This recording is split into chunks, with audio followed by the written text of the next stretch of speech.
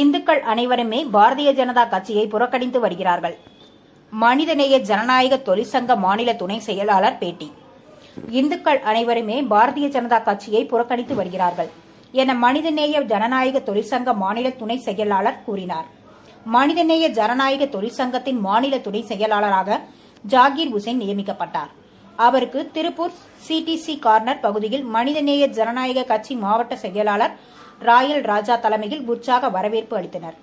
இதன் பின்னர் CDC corner பகுதியில் உள்ள மனிதநேய ஜனநாயக கட்சி அலுவலகத்தில் மனிதநேய ஜனநாயக தொழிற்சங்க மாநில துணை செயலாளர் ஜாகீர் உசேன் நிருபர்களுக்கு பேட்டியளித்தார்.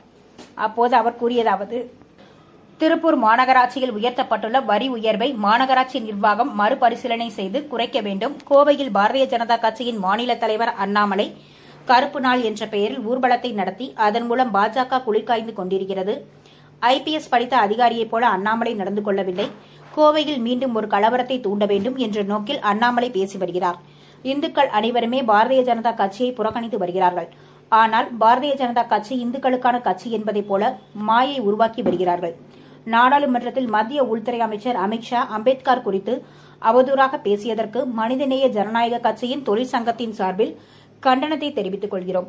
விரைவில் மிகப்பெரிய போராட்டத்தை நடத்த உள்ளோம். இவ்வாறு அவர் கூறினார்.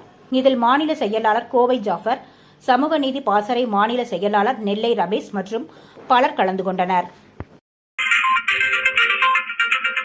திருவின் நிஜ பார்வை TNP நியூஸ் 24/7